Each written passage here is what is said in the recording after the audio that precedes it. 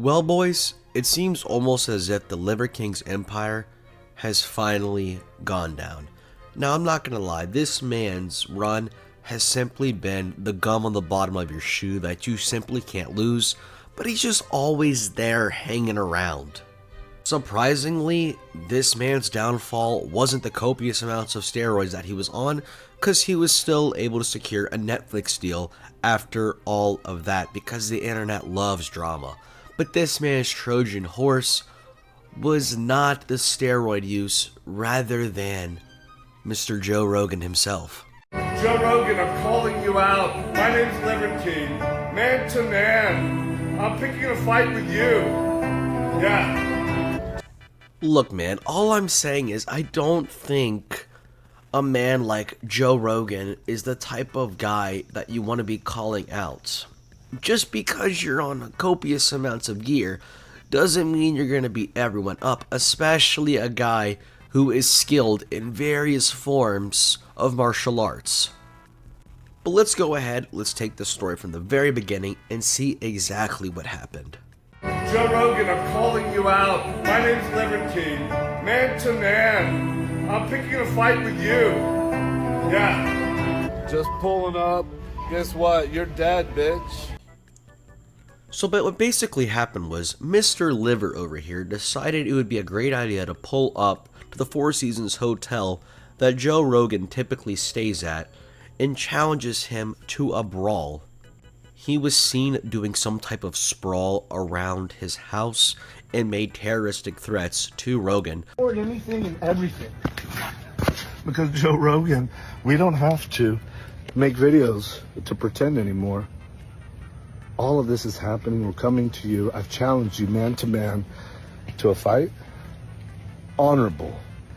And we don't have to pretend or make any videos. The world is watching. They'll make the videos for us. And you don't have to hold a camera. You can hold the hand of somebody that you love, because what happens next to you, you're going to need to remember that feeling. You're going to need something more than what you did.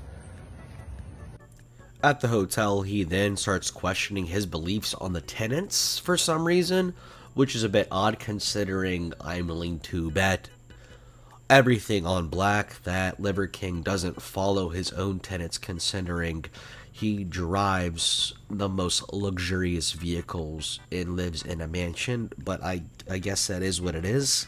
Do you believe you like liver? Have you ever talked about liver before, Joe Rogan? Oh, what about Bond? What about that one? Do you like that one? Those are the ancestral tenets, the real ones, not the one that you made up about sunning your butthole. That was the imaginary one that you were hoping was on the list of commandments or tenets or whatever. And to make matters worse, he was also found with weapons at the hotel. Hey, we know. You're not going to stop recording. No, I'm not. No, I'm not. Let's just not have that on your pocket. What? A Leatherman? Yeah. A Leatherman. Knife in it. I know, but it's not reasonable to have a Leatherman? They're going to take it off of you. Okay, keep protecting me like Peter Nemeth tried to. Don't say anything. Contract, don't say anything. What did I do that's illegal? Can somebody first just tell me? Because as soon as you can do that and keep recording. I mean, I guess technically it is reasonable that you do have a knife on you. I mean, there's nothing necessarily against that. You know, you have the Constitution right, you know what I mean? But you can't have a knife while threatening someone. That's just not a good look, Mr. Liver. Also, what did you do illegal? Well, you didn't exactly exercise your right to freedom of speech. You threatened to kill somebody, which again isn't the best look, man, especially while you have a weapon. Now, what was to cause all of this?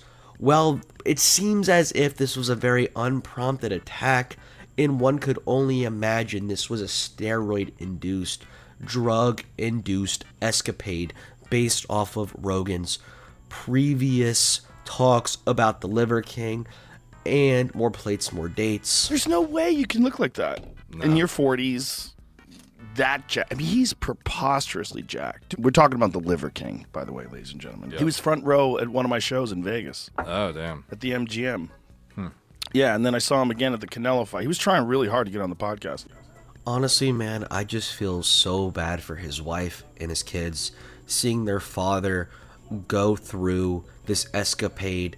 That must be heartbreaking and scarring as a father.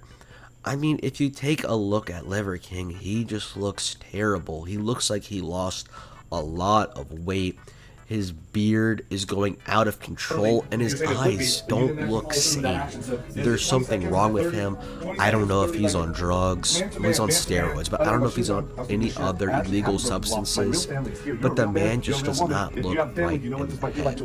And if this isn't a poster child for not to hop on steroids, or at least to abuse steroids, then I don't know what is.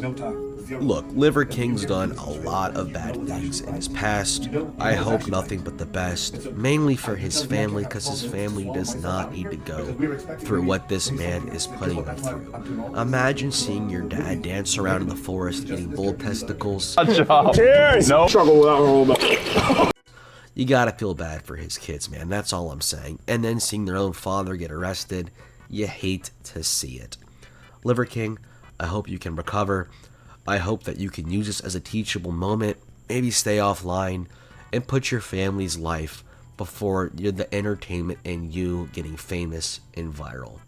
Maybe call it off on the steroids for a little bit, go to therapy, I don't know, man. Whatever you can do, just do it. Try to be better for your kids. With all that being said, I think that'll pretty much wrap it up for today. If you enjoyed, please leave a like, comment, and subscribe, and I'll see you all next time. Liver King.